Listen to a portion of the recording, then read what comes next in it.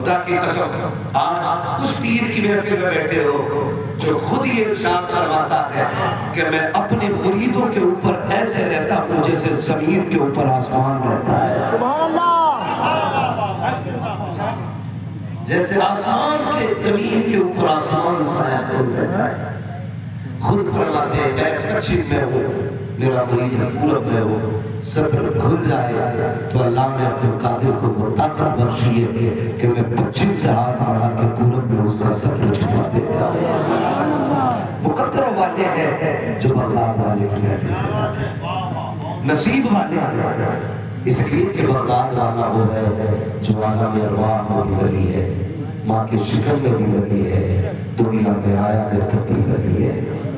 اور کمال دیکھیں مصطفیٰ جان رحمت کی شان کا اور کمالات کا مظہر ہے بغداد والا. جمال اور کمال دونوں کا مظہر بغداد والا. اندازہ لگا لیں میرا نبی آیا آتے ہی سجدہ کیا، بغداد والا آیا آتے ہی روزہ رکھا. حضور آیا آتے ہی سجدہ کیا، بغداد والا آیا آتے ہی روزہ رکھا.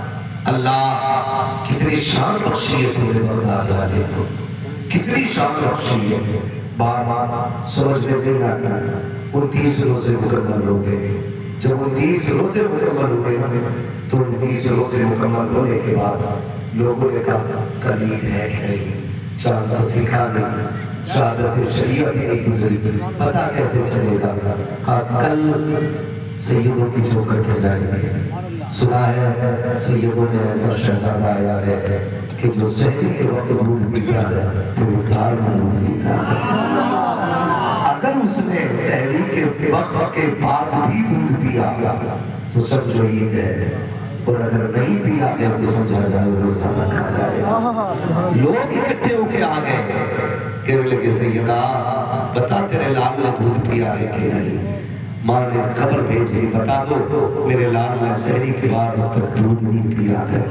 اعلان کر دیا گیا لوگوں جو سیدوں میں شہزادہ آیا ہے آج وہ روزے سے ہے. اس کا مطلب یہ ہے عید کل منائی جائے، عید کل منائی جائے. یہ شان اپنے بغداد والے کو عطا کی ہے، یہ شان بغداد والے کو عطا کی ہے. اور سنیں بغداد والا کہتا ہے رب سے میرا وعدہ ہے کہ جو میرا ہو جائے گا وہ جنتی ہو جائے گا.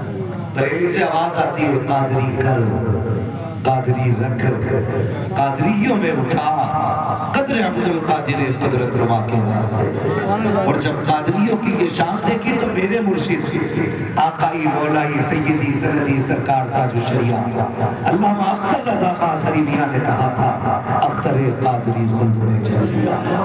خلدوا ہے ہر ایک قادری کے لیے کہ قادری ہو کے مرو جنت کے دروازے کھلے ملیں گے. قادری ہو کے مرو جنت کے دروازے کھلے ملیں گے. میرا امام کہتا ہے قادری کر قادری رکھ قادریوں میں اٹھا قدر عبد القادر قدرت رما کے واسطے. یہ شان اللہ نے بغداد والے کو عطا کی ہے. لیکن سنیں ذرا برداشت کرنے میں تھوڑی کڑوی دوا مگر یاد رکھنا دوا جتنی زیادہ کڑوی ہوتی فائدہ اتنا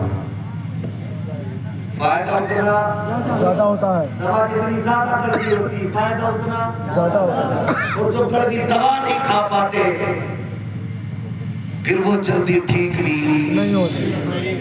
اور جو دوا خوراک سے ٹھیک نہیں ہوتے پھر ان کا آپریشن کیا جاتا ہے. اور جو آپریشن سے بھی ٹھیک نہیں ہوتے پھر پوسٹ مارٹم کیا جاتا ہے. دعا کرے اللہ ہماری بیماری کو خوراکوں سے ٹھیک کر دے. سبحان اللہ. آپریشن کی ضرورت نہ پڑے. سمجھ گئے نا میری بات؟ تھوڑی کڑوی دوا. اور اگر کوئی یہ سوچ کے بیٹھا ہے کہ جنت بانٹ کے جائے گا تو تھوڑا ذہن بدل لے. ہو سکتا ہے میں تھوڑا سا کڑوا بول جاؤں گا اور برا لگے کسی کو، لگے بھی تو خاک سے میں آئینہ کو دکھاؤں گا داغ چہرے کے، جسے خراب لگے سب سے ہٹ جائے. سبحان اللہ. مسئلہ ہی کوئی نہیں ہے. بغداد والے کو یہ عظمت رب نے عطا کی، یہ شان عطا فرمائی. مگر رک کے ایک بات کروں، ہماری قوم کی پوری توجہ کرامتوں پر ہے. اگر کوئی ہتھیلی پہ سرسوں جما دے گا تو پیر مانے، اگر کوئی پانی میں آگ لگا دے تو پیر مانے. اگر کوئی ہوا میں اڑ کے دکھائے تب پیر مانیں گے، اگر کوئی لعاب لگا کے ٹھیک کر دے تب پیر مانیں گے، ورنہ اس سے پہلے ہم ولی مانیں گے ہی نہیں۔ سنیں، میں سمجھتا ہوں اس دور میں شریعت کے پابندی سب سے بڑی کرامت کا نام ہے۔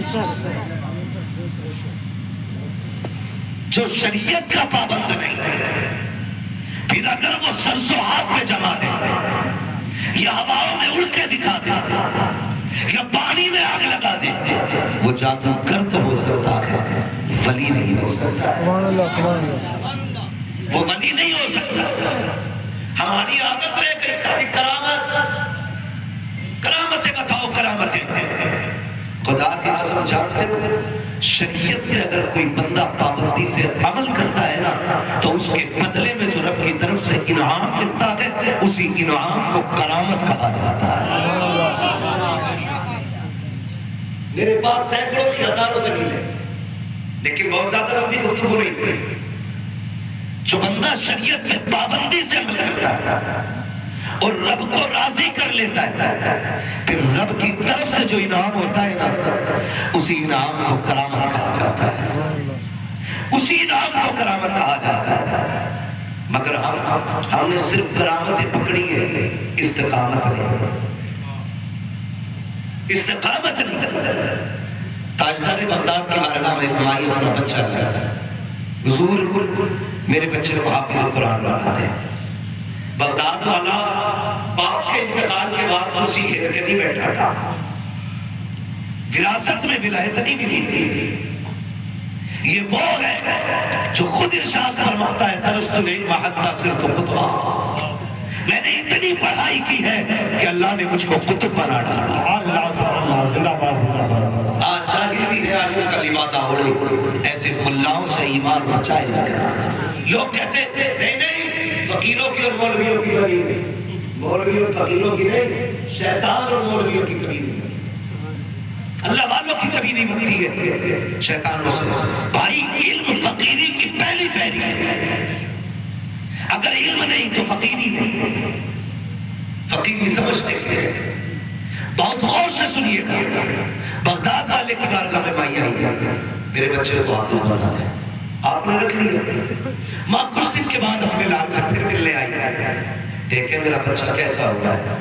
جب آئی کیا دیکھتی ہے؟ سرکار غوث پاک مرغا کھا رہا ہے اور بچہ سوکھی روٹی کھا رہا ہے۔ ماں تھی برداشت نہ کر سکی، اس نے کہا آج تک میں نے اپنے لال کو گھی لگا کے روٹی کھلائی اور یہاں دیکھو تو صحیح آپ مرغے کھا رہے ہیں، میرا بیٹا سوکھی روٹی کھا رہا ہے، اس لیے تو بیٹے کو نہیں چھوڑا تھا۔ کیا میرے بیٹے کے حصے میں ایک گیلی روٹی تک نہیں تھی؟ آپ مرغے کھائے، میرا بیٹا سوکھی روٹی کھائے۔ بغداد والے نے کوئی الزامی جواب نہیں دیا، کوئی چہرہ نہیں بگاڑا، بلکہ جو ہڈیاں آگے رکھی ہوئی تھی بغداد والے نے سمیٹی اور سمیٹ کے حکم دیا قم بإذن اللہ، تو جو ہڈیاں پڑی تھی مرغا بہت بن کر کے کھڑا ہو جاتا۔ بھائی دیکھ کے حیرت میں پڑ جاتی ہے، یہ کیا معاملہ ہے؟